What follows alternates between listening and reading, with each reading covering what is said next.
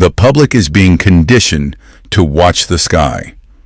Media points to mobile laser defenses and missile upgrades as the apex of modern warfare. This is a strategic misdirection. The mathematical certainty is that adversaries will not engage in a symmetric cost-per-kill exchange. CSIS analysis confirms the primary threat vector is not kinetic impact, but systemic isolation. The real war will not be loud, it will be silent. The objective is not to destroy assets, but to sever the neural pathways of the global financial and military system. Undersea data cables, orbital satellite uplinks. These are the targets. This protocol creates the blind Leviathan, a nation-state with trillion-dollar carrier groups and stealth bombers, but its screens are dark. It is a superpower rendered deaf, dumb, and blind, a high-cost, stranded asset. Its conventional overmatch becomes a catastrophic liability, accelerating the solvency crisis and forcing a launch-on-warning posture. This is the direct vector from economic fragility to strategic escalation. The pivot to asymmetric warfare is not a strategic choice. It is a mathematical necessity born from systemic weakness. CSIS analysis confirms that for a state like Russia, a prolonged conventional war becomes a critical domestic liability. The kinetic cost abroad creates an unsustainable political deficit at home. The conflict ceases to be an external projection of power and metastasizes into an internal solvency crisis, threatening the regime itself. When a state can no longer afford the financial or political price of conventional overmatch, it is functionally insolvent. The war model is broken. Sustaining high-cost platforms against an attritional adversary drains the treasury and fractures domestic consensus. This is the precipice. The state must either concede defeat or fundamentally change the equation of the conflict. This forced pivot is a leverage action. Weakness is converted into a weapon.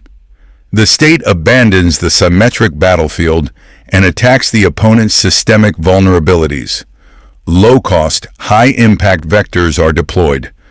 Kinetic vectors, like the AI-enabled KUBE attack drones Russia is proliferating, are designed to trade upwards, forcing a bankrupting expenditure on defense. This is asset liquidation on a national scale. Simultaneously, non-kinetic vectors corrode the narrative. Reports from Euromaidan Press detail Moscow's attempts to equate its annexation of Crimea with the Greenland crisis, a low-cost information operation designed to muddy analytical waters and degrade diplomatic cohesion. The overarching strategy is to exploit perceived financial fragility, such as a flight from the dollar, to trigger a solvency trap. By forcing a superior power to exhaust its wealth defending against cheap threats, its conventional strength becomes its primary liability. The central equation of modern conflict is economic, not kinetic. The Royal United Services Institute, AUSI, provides the definitive data point. A $5 million main battle tank can be neutralized by a $500 FPV drone. This 10,000 to 1 cost asymmetry is not a tactical exchange. It is a solvency crisis executed on the battlefield.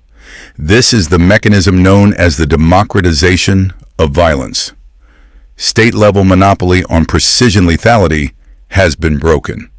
Adversaries can now purchase and deploy kinetic effects with the liquidity of consumer electronics, bypassing entire defense industrial bases.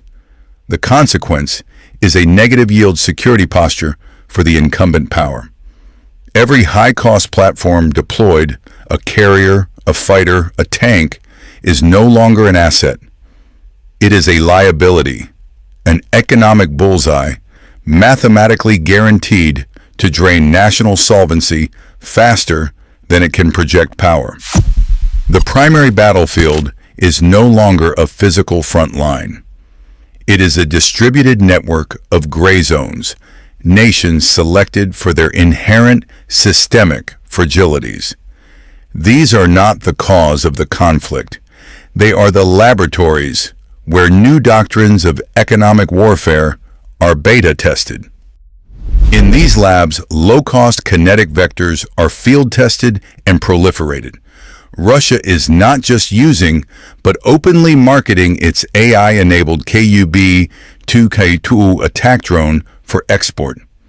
This is the mass production of a weapon designed to neutralize assets, orders of magnitude more expensive than itself. The strategic response is a mathematical trap. As a direct counter, nations are forced to deploy high-cost systems like Israel's new mobile laser defenses. The kinetics cost-exchange ratio is deliberately inverted. Adversaries bleed a superior power's treasury by forcing it to spend millions to neutralize a threat that costs thousands. This is engineered insolvency. Simultaneously, non-kinetic attacks corrode the target's decision-making architecture. We have documented evidence of this protocol. Moscow's comparison of its illegal annexation of Crimea to the Greenland crisis is not a diplomatic blunder. It is a weaponized narrative designed to fracture legal and political consensus, creating justification for future action. Analysts at RUSI confirm these gray zones are selected based on internal metrics, political polarization, supply chain dependency, and social unrest. Warnings of instability in regions from South Africa to Canada are therefore not isolated domestic issues. They are symptoms of a nation being prepped as a proxy laboratory, a staging ground to test these doctrines against a hegemon's sphere of influence. This entire strategy is predicated on one signal: perceived systemic financial fragility. The accelerant is the flight from the dollar. Advisories from institutions like the U.S. Gold Bureau are not just financial advice. They are a public metric of declining confidence. Adversaries interpret this as a green light. The gray zone is where they prove a power entangled in a solvency crisis cannot afford to fight back. The launch on warning doctrine is not a choice. It is a mathematical protocol. With hypersonic weapons reducing flight times to minutes, the window to verify an attack before impact is zero. The protocol dictates that a retaliatory strike is launched based on sensor data alone. There is no committee meeting. There is no debate. There is only the signal and the pre-authorized response. This entire defense architecture pivots on a single point of failure: data integrity. An adversary does not need to defeat a carrier strike group. They only need to corrupt the data feed to the command nucleus. According to strategic analysts at RUSI, this is the primary vector for asymmetric attack against a conventionally superior power. This creates what security planners call the fog of digital war, a targeted cyber attack, perhaps masked by the proliferation of AI-enabled drone swarms, blinds early warning radar. The screens go dark. The commander is now operating in a total information vacuum, forced to decide if the data loss is a technical glitch or the opening salvo of a decapitation strike. Here, the solvency trap is sprung. CSIS analysis confirms the commander faces a binary zero-sum choice. Option 1, wait for confirmation, betting against an attack.